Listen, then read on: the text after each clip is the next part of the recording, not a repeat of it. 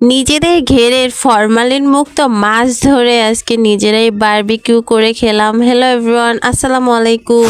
প্রথমবারের মতো আমাদের ঘের থেকে মাছ ধরে আনছে, আর যেহেতু ঘের আমাদের দুইজনের মানে দুই ফ্যামিলির, তো মাছ ভাগাভাগি করা হইতেছে। এই দুইটা মাছ হচ্ছে কেটে তারপরে ভাগ করা হবে, আর এমনি মাছগুলো আমার কাকা ভাগ করতেছে। উনি আবার এইসব কাজ খুবই ভালো পারে, যেটার কোনো তুলনা হয় না। যদিও আমি কাকা বলি না, কদু বলে ডাকি। এটা হচ্ছে আমার স্পেশাল কাকা, মানে কদু।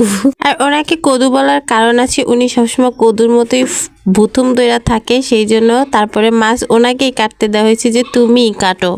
আর আমি যেহেতু দিনের বেলা ভয়েস দিতেছি, অনেক ব্যাড সাউন্ড আসতেছে, কারণ গ্রামে গরু ছাগল ভেড়া মহিষ অনেক কিছু থাকে, কেউ কিছু মনে করবেন না। আর এদিকে হচ্ছে কাকা মাছ কাটতেছে, বড় দুইটাই কাকার দিয়ে কাটাবে, কারণ বড় কোনো মাছ আনলে উনি বেশিরভাগ কাটে। ওনাদেরটা হোক, মাঝে মধ্যে আমাদেরটাও কাটে। মানে বলা যায় আমার কাকাটা ভালো আছে, কিন্তু মাঝে মধ্যে একটু বক বক বেশি করে। তো যাই হোক, ওটা ব্যাপার না, ম্যানেজ করে নেওয়া যায়। আর এদিকে কাকা সুন্দর করে হচ্ছে মাছগুলো কাটতেছে, আর আমি একটু দেখতে আসতেছি, আবার দোকানে দৌড় মারতেছি, কারণ আমার কোনো কিছু এখন সম্পূর্ণ হয় না, কারণ দোকানে যখন তখন লোক চলে আসে, সেই জন্য। তো আমি হচ্ছে একটুখানি দেখা আবার দৌড় মারছি। এরপর এসে দেখি মানে সবাই লাগে পড়ছে মাছ কাটার জন্য। আর ইনি হচ্ছে আমাদের দুই ফ্যামিলির সব থেকে ছোট সদস্য, অতএব সবার মাছ গুতা এনে খাইতেই থাকা পারি না, তেজটাও একটু বেশি, কোনো ব্যাপার না। তো ইনিও মাছ করতে বসে বসে, শুধু ওই মেজো ম্যাডাম বাদে উনি একটু পরিষ্কার পরিচ্ছন্ন বেশি। এরপরে দুইটা মাছ নিছি, বারবিকিউ করে খাবো আমি আর আমার ছেলে। কিন্তু আমি এতটুকুতেই এনাফ। এরপরে আমার আর কোনো ভিডিও করা হয়নি, কারণ আমার দোকানে কাস্টমারে ভরে গেছে। এরপরে ভাজার পরে আম্মু বলতেছে যে আসো, তোমার মাছ ভাজা হয়ে গেছে।